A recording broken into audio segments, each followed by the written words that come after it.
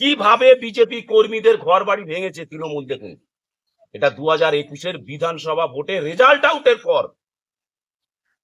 আর এখন শ্রমিক বাবু বিজেপির নেতা, আপনি গান্ধীবাদী শোনাচ্ছেন, গান্ধীবাদীর গল্প শোনাচ্ছেন। আপনার ঘর তো ভাঙেনি, আপনার গায়ে তো হাত পড়েনি। 21-এর বিধানসভার পরে কত হাজার বিজেপি কর্মীকে বাড়ি ছাড়া হতে হয়েছে জানেন?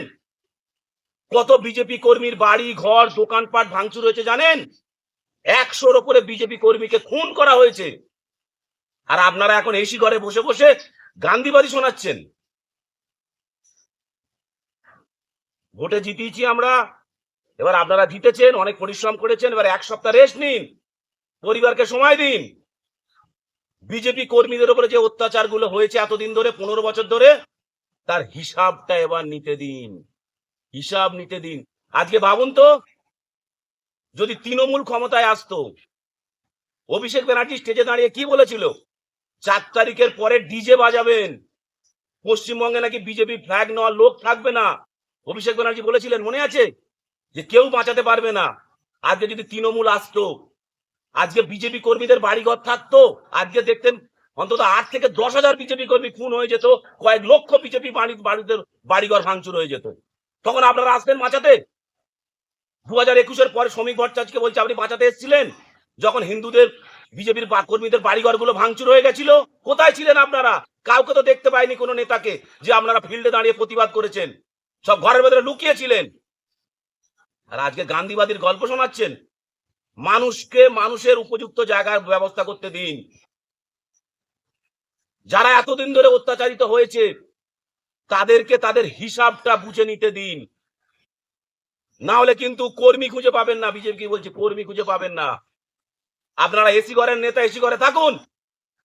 গান্ধীবাদীর গল্প শোনাতে এসছে, ওরা আমরা সমান নয়। যখন ওরা মারছিল আপনারা কোথায় ছিলেন? ছিলেন কোথাও? আজকে ওপেন দাঁড়িয়ে যখন হুমকি দিয়েছিল, লক্ষ লক্ষ বিজেপি কর্মীদের চোখে জল, কান্না, মার, মহিলাদের ঘর থেকে টেনে বের করে করে মার। আজকে তৃণমূল নেতারা কি হুমকি দিয়েছিল? যে যদি তৃণমূল ক্ষমতায় আসে, হিন্দু মা বোনেদের টেনে টেনে বের করে করে প্রেগনেন্ট করবে। আজকে ভাবুন, যদি তৃণমূল সরকার আসতো, আজকে পশ্চিমবঙ্গের হিন্দুদের হাল কোন জায়গায় গিয়ে দাঁড়াতো। আর আজকে আপনারা গান্ধীবাদীর গল্প শোনাচ্ছেন। আমি সমস্ত পশ্চিমবঙ্গের বিজেপি কর্মীদের বলছি, নেতা রাখুন, দরকার নেই আমাদের কোনো পদের। হিসাবটা বরাবর হবে, হিসাব বরাবর করে নেবেন, বরাবর ডিজে বাজাবেন। যারা এতদিন ধরে আমাদের উপরে ডিজে বাজিয়েছে, আমাদের উপর অত্যাচার করেছে, আমরা তার হিসাব বুঝে নেব। কারোর বিজেপির ওপর নেতৃত্বের কথা এখন শোনা হবে না। 1 সপ্তাহ পরে আপনাদের কথা শুনবো। আগে 1 সপ্তাহ আমাদের হিসাবটা নিতে দিন। আমি সমস্ত কর্মীকে বলছি, হিসাব নিন।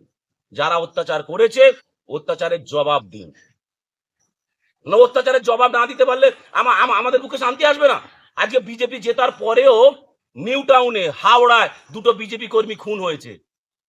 সালা বিজেপি জিতবে, বিজেপির কর্মী খুন হবে, আর আপনারা বসে বসে গান্ধীবাদীর গল্প শোনাবেন? কোথাও গান্ধীবাদীর গল্প রেখে দিন, হবে না, শুনবো না আপনাদের গান্ধীবাদীর কথা। তাই ডিজে বাজবে, এবং সমস্ত বিজেপি নিচুর তলার কর্মীদের বলছি, মন পুষে ডিজে বাজান, তারপর যা হয় দেখা যাবে। জয় শ্রীরাম।